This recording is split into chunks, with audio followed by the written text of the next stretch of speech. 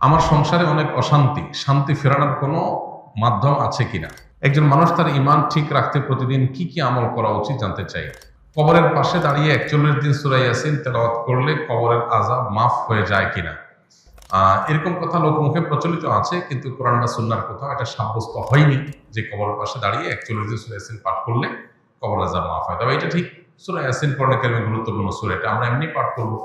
কবরের পাশে গিয়ে দাঁড়িয়ে 41 বার পাঠ করলে আযাব মাফ হয় এরকম কথা হাদিসে আসেনি। যেহেতু হাদিসে আসেনি, আযাবের বিষয়টা অদৃশ্য জগতের বিষয়।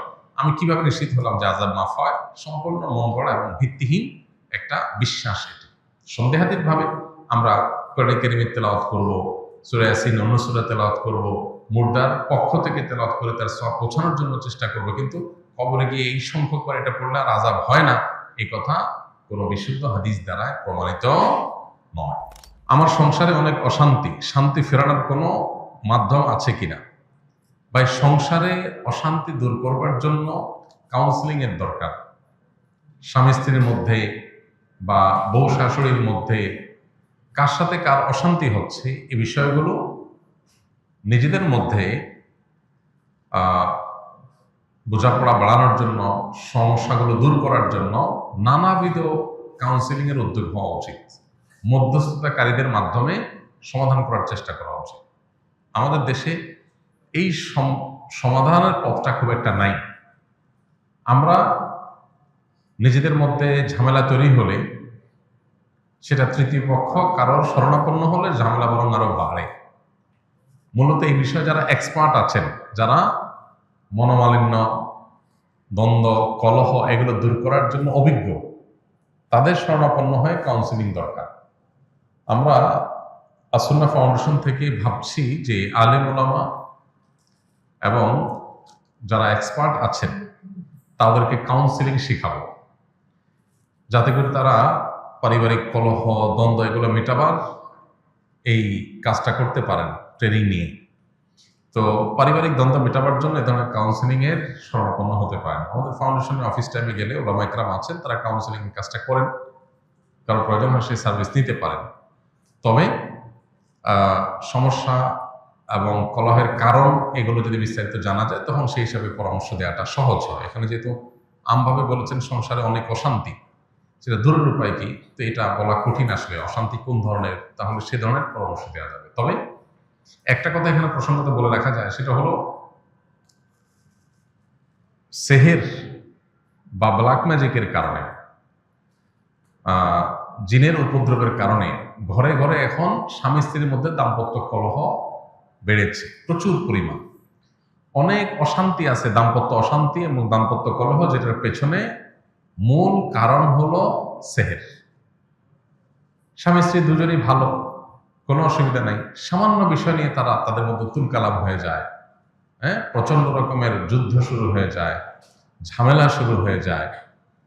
তো এই যে সমস্যাগুলো, এই সমস্যাগুলো তৈরির পেছনে অনেক বড় ভূমিকা থাকে সেহেরের, ব্ল্যাক ম্যাজিকের।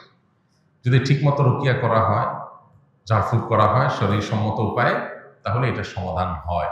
এই জন্য এই ধরনের সমস্যা, এরকম কোনো স্পিরিচুয়াল সমস্যা আছে কিনা সেটা বের করা দরকার। এটার জন্য কোনো রাখি দিয়ে রুকিয়া করা যেতে পারে। পাশাপাশি একজন ব্যক্তি আল্লাহর রাস্তায় শহীদ হলেন, কিন্তু এই ব্যক্তি বহু মানুষের হক নষ্ট করেছেন, তাহলে তিনি কি শহীদি মর্যাদা পাবেন? বান্দার হক আল্লাহ তাআলা মাফ করবেন না, কারণ বেলাই না। অতএব কেউ আল্লাহর রাহে গিয়ে জীবন বেরিয়েছেন, এটা ভালো কাজ হলেও তিনি যে মানুষের হক নষ্ট করেছেন, সেটা খুবই গর্হিত কাজ, খুবই জঘন্য কাজ এবং খুবই গুনাহের কাজ। সেটার জন্য তার তওবা করতে হবে এবং তার পক্ষ থেকে তার ওয়ারিসরা অন্যের হক যেগুলো তার কাছে পাওনা আছে সেগুলো পরিশোধ করার উদ্যোগ নিতে হবে। তারপর আশা করা যায় আল্লাহ তাআলা তাকে মাফ করবেন। তবে কোনো কোনো বান্দা, তাদের প্রতি আল্লাহ তাআলা সন্তুষ্ট হয়ে গেলে তাদের বান্দার হকগুলোকে আল্লাহ তাআলা আদায় করে দেন কিয়ামতের ময়দানে। বিভিন্ন হাদিস থেকে সেটা বোঝা যায়। তাদেরকে সন্তুষ্ট করে আল্লাহ তাআলা ওই ব্যক্তিকে দায়মুক্ত করেন। এটা এক্সক্লুসিভ ইস্যু। একজন মানুষ তার ঈমান ঠিক রাখতে প্রতিদিন কি কি আমল করা উচিত জানতে চাই।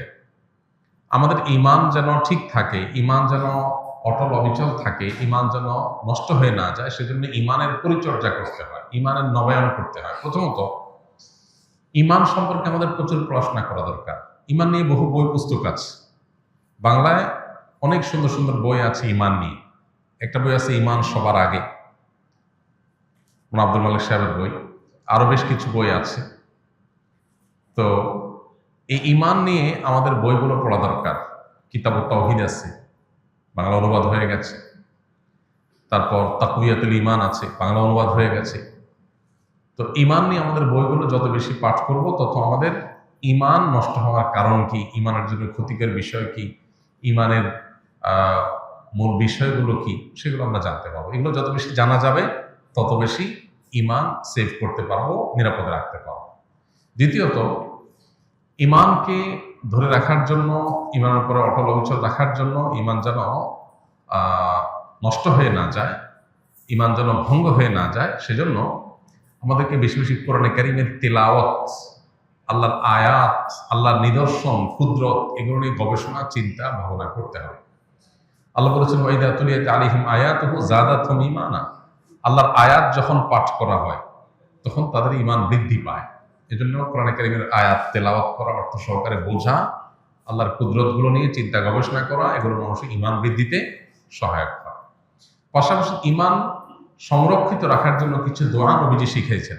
যেমন রব্বানা লা তুযিগ কুলুবানা বা'দা ইয হাদাইতানা ওয়া হাব লানা মিন লাদুনকা রাহমাহ ইন্নাকা আনতাল ওয়াহ্হাব। এটি কোরআনে কারীমের একটা দোয়া, যার অর্থ হলো, হে আমাদের রব, আমাদেরকে আপনি হেদায়েত দেওয়ার পর অন্তরগুলোকে আর বক্র করে দিবেন না, বিভ্রান্ত করে দিবেন না। আপনি সবকিছু দানশীল, সবকিছু দান করে থাকেন। এখানে ঈমান যেহেতু আপনি দিয়েছেন আল্লাহ, আর আমি যেন বেঈমান হয়ে না যাই, আমি পথচ্যুত হয়ে না যাই, এই জন্য আল্লাহর কাছে দোয়া করা হয়েছে। এটা গুরুত্বপূর্ণ একটা বিষয়। অনেকেই আছেন ঈমানদার হয়ে পৃথিবীতে জীবন যাপন করেন, দুনিয়ার জীবন কাটান, কিন্তু একটা সময় আল্লাহ মাফ করো ট্র্যাক চেঞ্জ হয়ে বেঈমান হয়ে নষ্ট হয়ে যায়। বিশেষ করে গোটা পৃথিবীতে কিয়ামত যত নিকটবর্তী হবে, ঈমান ধরে রাখা তত চ্যালেঞ্জিং হবে, তত টাফ এবং কঠিন হবে। কারণ ঈমান নষ্ট করার জন্য হাজারো আয়োজন আছে, যেটাকে আমরা আমাদের জন্য উন্নতি, অগ্রগতির বিষয় মনে করি। তার অনেক কিছুই আছে যেগুলো আমাদের ঈমান হরণকারী বিষয়, মূলত শয়তানের দূরবর্তী প্ল্যানের অংশ। এই জন্য আল্লাহর কাছে পানা চাওয়াটা হলো ঈমান রক্ষা করার জন্য সবচেয়ে কার্যকর উপায়। আল্লাহ যেন হেফাজত করেন, সেজন্য দোয়া করতে থাকতে হবে। আল্লাহ আমাদের তৌফিক দান।